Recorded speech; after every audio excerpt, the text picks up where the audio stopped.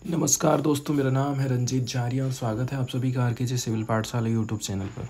Editorial बात करता है इंडिया में तेज़ी के साथ में वृद्ध हो रही पॉपुलेशन की समस्याओं के बारे में। वर्ल्ड लेवल पर यूनाइटेड नेशंस की तरफ से कौन कौन से प्रयास किए जा रहे हैं, इसके अलावा भारत सरकार ने जो प्रयास किए हैं वो कितने सफल हो पाए हैं, इसके ऊपर ये आर्टिकल लिखा गया है। इसके ऊपर हम चर्चा करने वाले हैं। 250 शब्दों में जो हमको आंसर राइटिंग करना है उसकी लाइनें कुछ इस प्रकार से होने वाली हैं। इसमें आप चाहे समरी हो चाहे एसी हो लिख सकते हैं। इसकी लाइनें कुछ इस प्रकार से रहेंगी। The divide between real world and the strategy to be adopted in the healthy longevity initiative is too wide to be ignored. Real में हम कौन कौन से प्रयास कर रहे हैं, इसके अलावा जो एक इनिशिएटिव है हेल्दी लॉन्गेटिविटी इनिशिएटिव, इस प्रोग्राम की आगे इस आर्टिकल में चर्चा होगी कि ये प्रोग्राम क्या है, किसकी तरफ से चलाया गया है, इसमें कौन कौन सी बातों को शामिल किया जाता है। तो अभी फ़िलहाल के जो प्रयास किए जा रहे हैं वो पर्याप्त नहीं है, इसीलिए ये जो इनिशिएटिव है इसमें जो जो बातें कही गई हैं उनको अडॉप्ट करने की ज़रूरत है। वृद्ध हो रही जनसंख्या हमारे लिए एक प्रकार से जिम्मेदारी या फिर भारत सरकार के ऊपर से कहना चाहिए एक प्रकार से बोझ ही रहता है। जैसे कि हम यदि युवा लोग हैं हमारे देश में, यदि उनके पास स्किल है तो बहुत अच्छी बात है, उनके पास जॉब है तो बहुत अच्छी बात है। यदि लेकिन सरकार उनको जॉब नहीं दे पाए या फिर उनको स्किल प्रोवाइड नहीं कर पाए तो ये जो युवा लोग हैं बर्डन बन जाएंगे हमारे देश के लिए। ठीक इसी प्रकार से जो वृद्ध लोग होते हैं उनके गोली दवाई की, उनके हेल्थ के लिए खर्चा, उनको पेंशन का सपोर्ट देना, ठीक है, उनको केयर प्रोवाइड करना, ऐसी बहुत सारी चीज़ें हैं जो कि सरकार के लिए बर्डन हो जाती हैं। तो कैसे करके इन सब चीज़ों को सरकार हैंडल कर सकती है, इसके ऊपर ये आर्टिकल लिखा गया है। हाल फिलहाल में देखा जाए वर्ल्ड बैंक की तरफ से एक रिपोर्ट जारी करी जाती है। इस रिपोर्ट का यहाँ पर ज़्यादा कहना चाहिए जिक्र किया जाता है।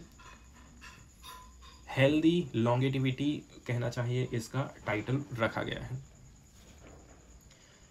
रिपोर्ट का नाम है unlocking the power of healthy longevity. Demographic change कैसे हो रहा है, नॉन कम्युनिकेबल डिसीज़ कैसे करके लोगों को प्रभावित कर रहे हैं, एंड हमारे पास जो ह्यूमन कैपिटल है वो कैसी है, कितना हम उसको यूज़ कर पा रहे हैं, ये इसका टाइटल रखा गया है। मतलब यहाँ पर आप देख सकते हैं इसमें क्या नाम रखा गया है। Unlocking the power of healthy longevity, demographic change, non communicable disease and human capital. इसको पब्लिश किया गया था वाशिंगटन डीसी में सितंबर 2024 के महीने में। इसी के ऊपर यहाँ पर ज़्यादातर चर्चा करी जाती है। भारत की यदि हम बात करें तो भारत हो चाहे चाइना जैसी कंट्री हो, तेज़ी के साथ में हमारे देश की जनसंख्या जो है वृद्ध हो रही है। तो ये काफ़ी बड़ा चैलेंज है लो मिडल इनकम कंट्रीज़ के लिए। भारत भी उसी की श्रेणी में आ जाता है, क्योंकि जो नॉन कम्युनिकेबल डिसीज़ हैं, ठीक है, क्योंकि वृद्ध लोगों को ज़्यादातर क्या दिक्कत जाती है, हार्ट का प्रॉब्लम है, किडनी का प्रॉब्लम है, दिखाई नहीं दे रहा है, सुनाई नहीं दे रहा है, चलने फिरने में लकवा मार दिया है, ये सारी चीज़ें बीमारी होती हैं इनको, जो कि कहना चाहिए नॉन कम्युनिकेबल डिसीज़ की कैटेगरी में हम इनको रखते हैं। इतनी सारी बीमारियों से जो डेथ हो रही हैं ज़्यादातर गरीब देशों में हो रही, क्योंकि गरीब देश अच्छे से इन चीज़ों को टैकल नहीं कर पाते, उनके पास बेहतर स्वास्थ्य सुविधाएं नहीं रहती हैं। स्वास्थ्य सुविधाएं यदि हैं भी तो काफ़ी महंगी है तो फिर समझ जाइए सर्दी जुकाम बुखार का ही लोग इलाज करा पाते हैं, बड़ी बीमारियों का इलाज नहीं करा पाते हैं और उनकी डेथ हो जाती है। तो लो मिडल इनकम कंट्रीज़ में ज़्यादातर डेथ हो रही हैं एनसीडीज़ के चलते। एनसीडीज़ के अंतर्गत क्या क्या हो सकता है, लंग डिसीज़ है, कार्डियोवास्कुलर डिसीज़ है, टाइप 2 डायबिटीज़ है, मेंटल डिसऑर्डर है एंड कैंसर है। ये नॉन कम्युनिकेबल डिसीज़ के अंतर्गत आ जाती हैं, ठीक है। तो ये यहाँ पर इतने प्रकार के एनसीडीज़ बताए गए हैं। कुछ अनुमान ये लगाया जा रहा है कि आने वाले समय में किस प्रकार से वृद्धि हमको देखने को मिली है, ग्लोबल सर्ज कैसे हो रहा है डेथ में, ये आंकड़ा यहाँ पर प्रस्तुत किया जा रहा है। 2023 में 61 मिलियन लोगों की डेथ हुई थी, जो कि बढ़ करके 92 मिलियन 2050 तक होने वाली है। तो ये प्रोजेक्शन यहाँ पर आप देख सकते हैं। क्या अंदाज़ा लगाया जा रहा है, 2023 में जो डेथ हुई थी उनकी संख्या 61 मिलियन थी, जो कि बढ़ करके 92 मिलियन हो जाएगा सन 2050 तक। As well as related increase in needs for NCD related hospitalisation and long term care. और क्या चीज़ की ज़रूरत पड़ने वाली है, तो हम देखते हैं नॉन कम्युनिकेबल डिसीज़ से रिलेटेड हॉस्पिटलाइजेशन करने की ज़रूरत पड़ेगी, ये भी बढ़ने वाला है। साथ ही साथ लॉन्ग टर्म केयर में भी हमको वृद्धि देखने को मिलेगी या फिर ज़रूरत ज़्यादा हमको पड़ने वाली है। अब आगे हम बात करते हैं कि देखिए इतनी सारी डेथें हो रही हैं, क्या इंडिया या फिर क्या वर्ल्ड में इस प्रकार से जो डेथें हो रही हैं 2050 तक हम इसको एवर्ट कर सकते हैं, स्टॉप कर सकते हैं, जो 25 मिलियन ऐड होने वाला है? और क्या हम अवॉइडेबल डेथ को कम कर सकते हैं, आधी कर सकती हैं? ये क्वेश्चन यहाँ पर खड़ा होता है। साथ ही साथ हमारे जो सस्टेनेबल डेवलपमेंट गोल रखे गए हैं उनको भी हमें पूरा करना है। तो ये कुछ यहाँ पर क्वेश्चन खड़े होते हैं। हेल्दी लॉन्गेटिविटी इनिशिएटिव की अब यहाँ पर मेनली चर्चा होने वाली है, तो इसके बारे में हम यहाँ देखते हैं। इसके अंतर्गत कुछ कुछ कंसर्न उठाए जाते हैं। इस इनिशिएटिव के अंतर्गत कुछ चिंताएं हैं। वर्ल्ड बैंक रिपोर्ट प्रपोज करी थी एक हेल्दी लॉन्गेटिविटी इनिशिएटिव को, शॉर्टकट में इसको HLI बोला जाता है, ठीक है, जो कहना चाहिए लाइफ कोर्स अप्रोच को अपनाने की बात करती है। लाइफ में आपको क्या क्या चीज़ करना होगा, क्या क्या कोर्स आपके हो सकते हैं। शॉर्टकट में देखा जाए जो हेल्दी लॉन्गेटिविटी स्कीम है, इनिशिएटिव है, इसके अंतर्गत क्या क्या चीज़ें शामिल करी गई हैं यहाँ पर आप देख सकते हैं। पहले नंबर की बात है अवॉइडेबल डेथ को हमें कम करना है। Serious disability through out the life cycle, avoidable death है, सीरियस डिसेबिलिटी है, पूरे लाइफ साइकिल से कैसे करके हम इसको रिड्यूस कर सकते हैं। साथ ही साथ जो physical, mental and social functioning है, इसके लेवल को हमको इंक्रीज़ करना है मिडल एंड ओल्डर एजेस, चाहे वो मिडल एज के लोग हों, चाहे वो बूढ़े लोग हों, तो उनको चाहे शारीरिक रूप से हो, चाहे वो मानसिक रूप हो, चाहे वो सामाजिक रूप से हो, इनके लेवल को हमें ऊपर उठाने की कोशिश करना है। Short period of time before inevitable death, ये कहना है वर्ल्ड बैंक 2024 में। इसका मतलब ये है आने वाली डेथ को हम क्या करेंगे, अवॉइड करेंगे इस इनिशिएटिव के माध्यम से। लेकिन क्वेश्चन यहाँ पर ये खड़ा होता है कि क्या ये चीज़ फिजिबल है गरीब देशों में, स्पेशली इंडिया की हम बात कर रहे हैं, तो क्या ये इंडिया में काम करेगा? इस प्रोग्राम के अंतर्गत बहुत सारी चीज़ों को इमेजिन किया गया है, बहुत सारे टारगेट इसमें निर्धारित करे गए हैं, जैसे कि सब लोगों तक हेल्थ केयर पहुंच सके। ऐसा नहीं होना चाहिए कि लोगों को 20-20 किलोमीटर डिलीवरी करवाने के लिए साइकिल में, पैदल या फिर कहना चाहिए कांवर में लाद करके ले जाना पड़ रहा है। ऐसी बातें नहीं होना चाहिए। हेल्थ केयर सबके लिए एक्सेसिबल होना चाहिए, चाहे वो डॉक्टर हैं, नर्स हैं, पैरामेडिकल स्टाफ हैं, ठीक है, ये काफ़ी इसके एक हिस्सा माने जाते हैं, ज़रूरी माने जाते हैं। तो इनमें हम सोचते हैं कि ये लोग ऑनेस्ट रहें एंड ये लोग कमिटेड रहेंगे प्रॉपर पेशेंट केयर के लिए। हॉस्पिटल में सारी सुविधाएं होना चाहिए, ऐसा नहीं है कि बिस्तर की कमी है तो एम्स में भर्ती नहीं कर रहे हैं। इसके अलावा टाइम टाइम पर मॉनिटरिंग होना चाहिए पेशेंट की, ये सिस्टमेटिक होना चाहिए। इसको आप डिजिटाइज कर सकते हैं, डिजिटल तौर पर इसका हमको रिकॉर्ड भी रखना पड़ेगा। साथ ही साथ early detection and treatment, NCD जो बीमारियां हैं, नॉन कम्युनिकेबल डिसीज़ जो बीमारियां हैं, ये जो वृद्ध लोगों को प्रभावित कर रही हैं, तो इनके बारे में आप पहले से ही लोगों को जागरूक करके रखिए। ये कुछ कहना चाहिए की कंपोनेंट माने जा रहे हैं इस प्रोग्राम के। वर्ल्ड बैंक की जो रिपोर्ट आई थी ये काफ़ी कुछ डिस्कस करती है, जैसे कि कंट्री में, किसी देश में, किसी राज्य में, ज़िले में, गांव में कितना हेल्थ एक्सपेंसेस हो रहा है, ठीक है। साथ ही साथ इम्प्रोविजनमेंट की भी यहाँ पर बात करी जाती है, कैसे करके लोग कहना चाहिए इलाज करा करके अपनी जेब को पूरा खाली कर देते हैं, गरीब हो जाते हैं। इसके अलावा चर्चा करी जाती है इनएडुकेट स्टेट फंडिंग की, सरकार पर्याप्त मात्रा में हेल्थ के ऊपर पैसा नहीं खर्चा करती है हेल्थ केयर में, ठीक।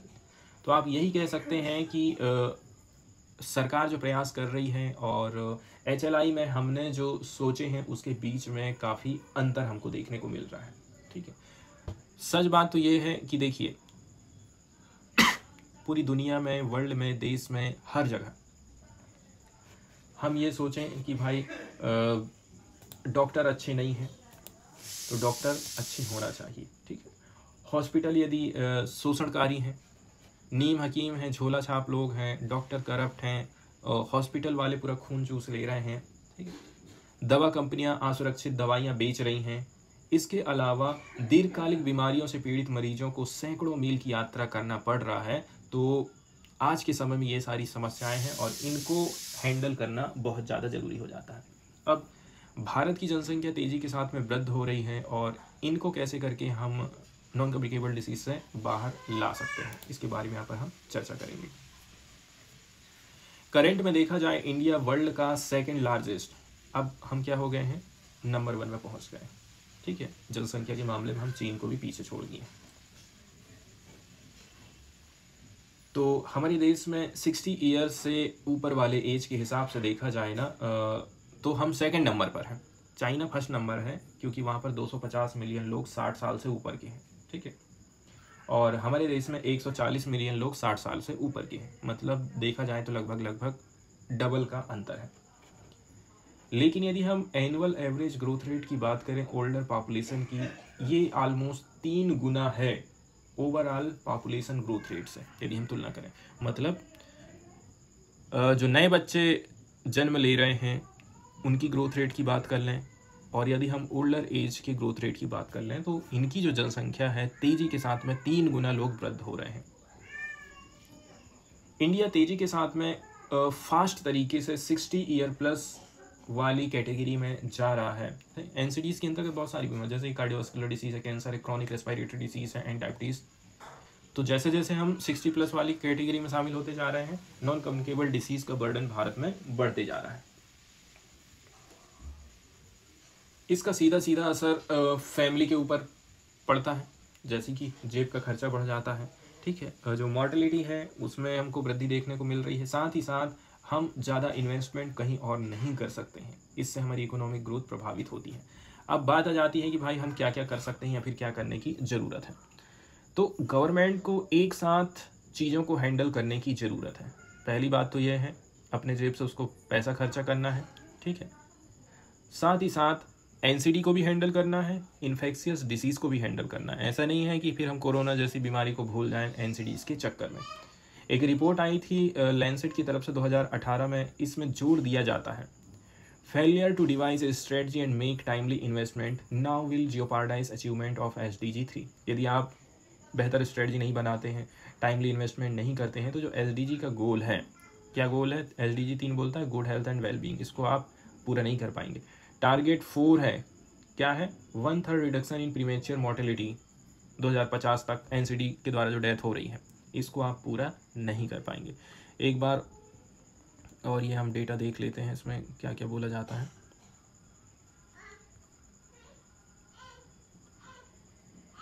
ठीक है, तो लैंसेट की जो रिपोर्ट आई थी इसमें बोला जा रहा है एसडीजी कहता है गुड हेल्थ एंड वेलबींग, तो इसको आप नहीं अचीव कर सकते। टारगेट 4 क्या कहता है कि एनसीडी नॉन कम्युनिकेबल डिसीज से जो डेथ हो रही है उसको हमें 1/3 करना है, रिडक्शन करना 2030 तक। तो क्या ये हो पाएगा? वो नहीं होने वाला है।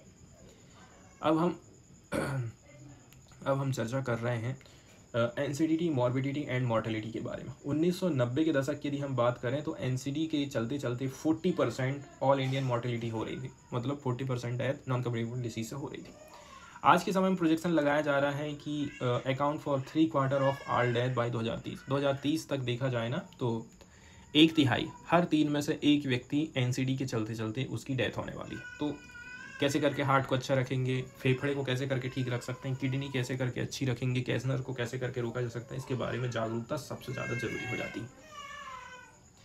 करंट के टाइम में देखा जाए कार्डियोवास्कुलर डिसीज़ की बात करें, cancer, respiratory illness and diabetes की, ये लीडिंग डेथ का कारण बन जा रही है इंडिया में। लगभग 50% जो डेथ हो रही है ना, वो इन्हीं के चलते चलते हो रही है, इसलिए इन सबको हमको रोकने की ज़रूरत है। इसमें भी कुछ और चीज़ें आ जाती हैं, जैसे कि तंबाकू का इस्तेमाल करना, अल्कोहल का इस्तेमाल करना, ओबेसिटी है, ठीक है, सेडेंटरी लाइफ स्टाइल, तेज़ी के साथ में आपकी लाइफ स्टाइल बदल रही है, आराम ज़्यादा है और काम कम है, एंड आप जो खान पान है ना, इन सब को भी हमको ध्यान रखने की ज़रूरत है। Many population particularly remote rural areas की बात करें, यहाँ पर प्राइमरी हेल्थ केयर प्रैक्टिशनर की कमी जाती है। जो लोग रेगुलर स्क्रीनिंग प्रोवाइड नहीं कर पाते हैं कॉमन एनसीडीज़ के लिए, और फिर ये बीमारी बढ़ते जाती है और उसको फिर कहना चाहिए टैकल करना बहुत ज़्यादा मुश्किल हो जाता है। अब सरकार ने बहुत सारी सोशल सिक्योरिटी स्कीम चलाई है, इसका क्या क्या असर पड़ा है इसके बारे में यहाँ पर थोड़ी सी हम चर्चा करने वाले हैं। सोशल सिक्योरिटी मेजर्स क्या क्या लिए गए हैं, स्कीम कौन कौन से चलाए गए हैं।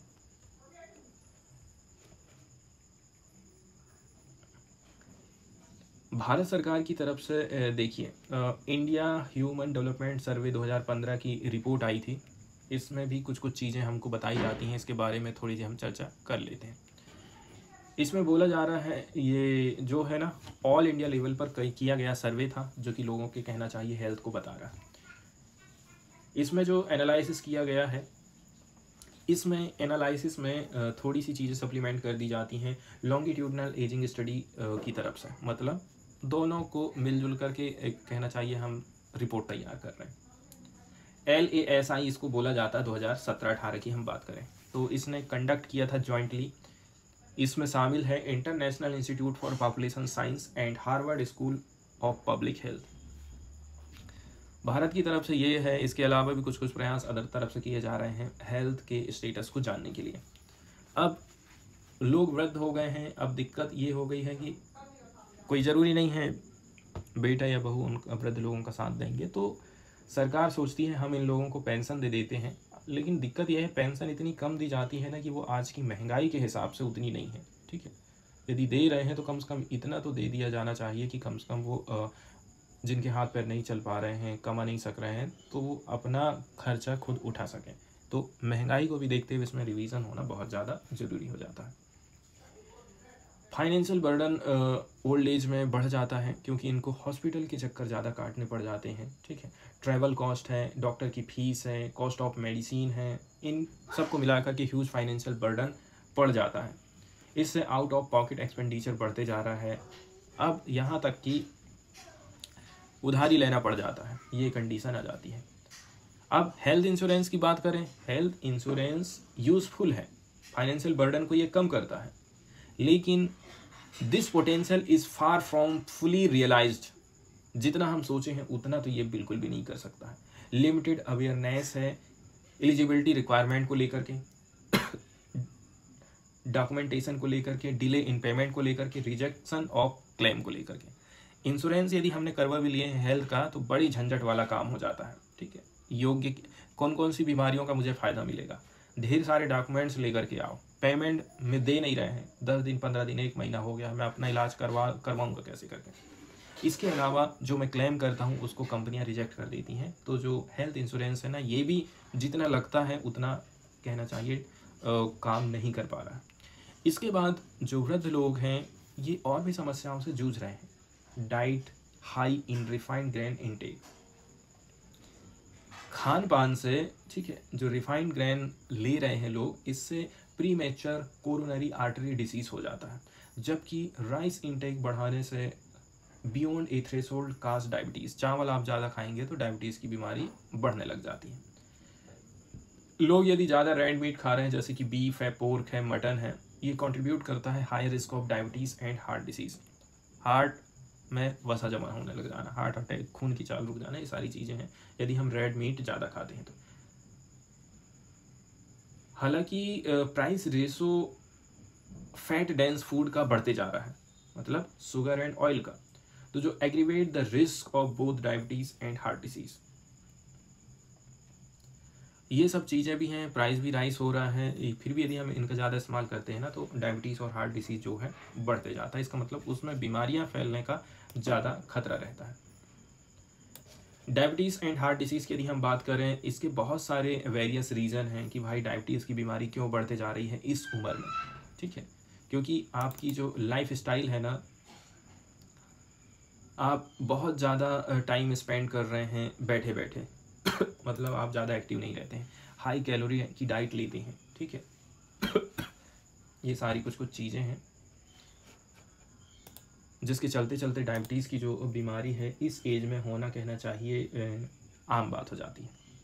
तो आंत का मोटापापन भी इसमें एक रीज़न माना जाता है। वहीं यदि हम देखें पश्चिमी वेस्टर्न कंट्रीज़ की तुलना में भारतीयों में बहुत कम उम्र में और BMI पर, हम किसकी बात कर रहे हैं, कम BMI पर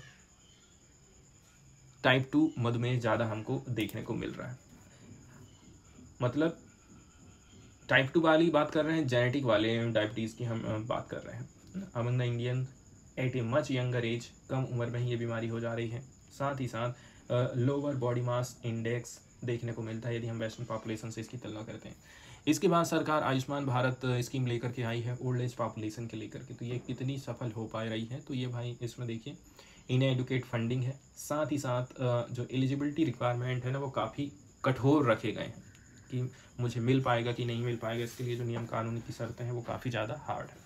इसके बाद इसमें करप्शन भी बहुत ज़्यादा हो रहा है, ये चीज़ पता चली है कैग 2023 की एक रिपोर्ट के माध्यम से। जैसे कि जिनको फ़ायदा नहीं देना है उनको दे रहे हैं प्राइवेट हॉस्पिटल वाले, सब प्राइवेट हॉस्पिटल के ही हाथ में है,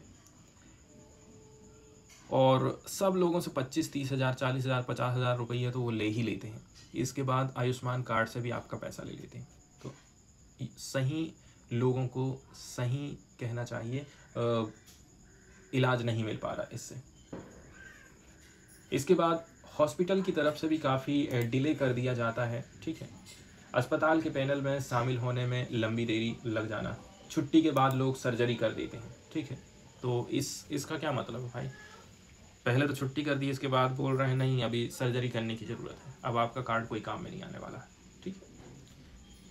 एंड ऐसे सर्टिफिकेट को यूटिलाइज कर लेना जिसमें सिग्नेचर नहीं है कॉम्पिटेंट अथॉरिटीज़ का, इस प्रकार की भी चीज़ें हमको देखने को मिल रही है।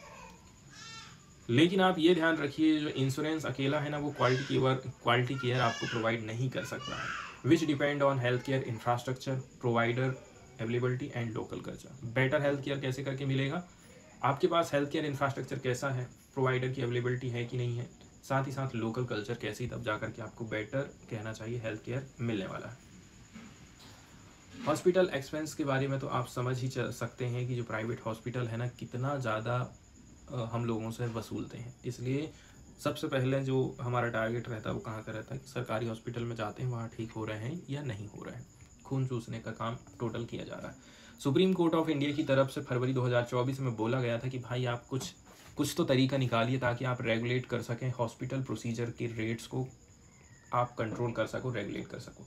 कोर्ट ने ऑब्जर्व किया था प्राइसिंग का जो डिसीजन है must be informed by a benchmark, ठीक है।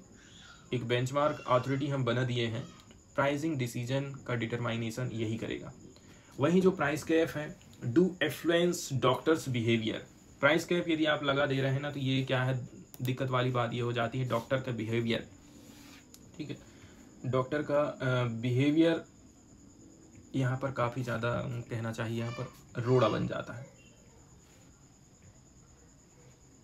तो जो डॉक्टर लोग हैं उनके व्यवहार को ये चीज़ प्रभावित कर देती है, किंतु जब हमारा प्रवर्तन तंत्र का मतलब ये है कि इन्फोर्समेंट मैकेनिज्म वीक हो जाता है ना, तो ये सारे इफ़ेक्ट हमको देखने को मिल जाते हैं। इसके बाद अगली जो समस्या हमको देखने को मिल रही है वो है ओबेसिटी को लेकर के। ओबेसिटी के चलते हृदय से संबंधित रोग बीमारियां बढ़ जाती हैं, डायबिटीज़ की बीमारियां बढ़ जाती हैं, ठीक है। और इससे कार्डियोवास्कुलर डिसीज़ जैसे कि एम्फीसीमा एंड ब्रोंकाइटिस जैसी बीमारियों का खतरा और भी ज़्यादा बढ़ते जाता है। फिर तंबाकू जैसी चीज़ों का सेवन, तो गांव देहात में तो बहुत ही ज़्यादा पुराने जो लोग हैं, सियाने लोग हैं ना, वो तंबाकू का इस्तेमाल बहुत ज़्यादा करते हैं, चाहे वो तंबाकू दबा करके खाना हो या फिर बीड़ी सिगरेट का इस्तेमाल की बात हो। तो इन सब चीज़ों को रोकना पड़ेगा, इससे जो मल्टी मॉर्बिडिटी है उसको हम कम कर सकते हैं।